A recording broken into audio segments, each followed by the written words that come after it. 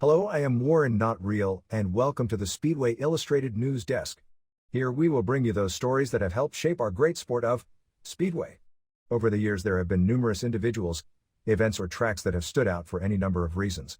Along with Dennis Newland, Keith Nichols, and Bill Roberts, we will bring you both news and a look back into history. So grab a drink, a snack, and sit back as we bring you our latest story. In today's episode, we will take a look at Frank Arthur and his contribution to Speedway, and his beginnings in the northern New South Wales town of Lismore. Frank was one of sport's pioneers, and was instrumental in taking Aussie Speedway to the world. Lismore rightly takes a proud place, with its contribution to Australian Speedway history through its greatest eras. It may not be widely known, but the popular northern New South Wales city is the birthplace of a man by the name of Harold Frank Milton Arthur, who was born on December 12, 1908. He later became better known in the world of Speedway as Frank Arthur, initially as an Australian test rider, and in later life as one of the greatest Speedway promoters of all time, after he served for many years as director of the world-famous Empire Speedway Proprietary Limited. This company was literally an empire, as it promoted the sport for over 45 years, a company that at the peak of its powers, dominated the sport after it was formed in 1934 with Arthur, Speedway's inventor Johnny S. Hoskins and Bert Pryor as its directors. Arthur was a driving force behind the establishment of the company, as he set it on a path to stardom, equal in status to some of the world's leading bike riders and car drivers that he imported in following decades. His company at one time ran the Sydney Showground and Sports Ground venues, the Brisbane Exhibition Ground Speedway, and in later years the former Toowoomba Showground. In 1965, a huge 1-mile track was established in Brisbane, fittingly named Arthur Park, though the existence of the Acacia Ridge Circuit did not remain in operation as long as Empire's other famous venues.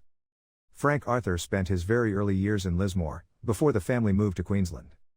That's also where his Speedway riding career commenced, in the late 20s when he raced at the A.J. Hunting promoted Brisbane Ekka. Arthur quickly established himself as a top rider, and shared star billing with other Aussie swashbuckling heroes, Billy Lamont and Vic Huxley.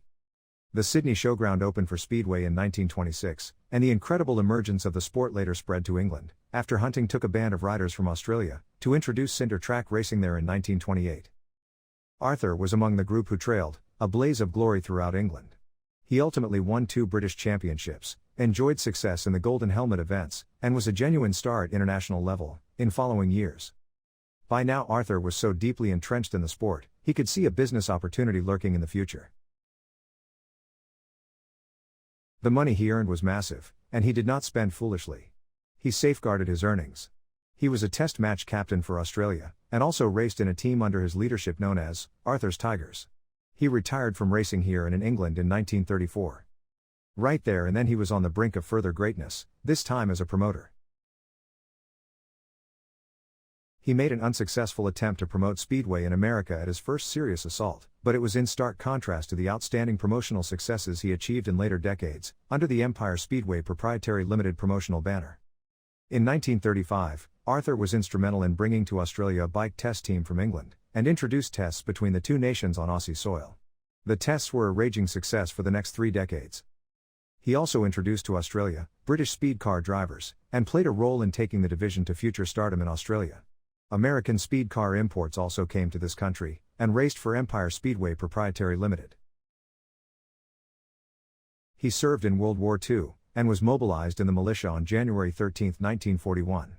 He was commissioned acting lieutenant the following year before he served in Australia, as a transport instructor until November 1945. Upon release he was back in the Speedway promoting business.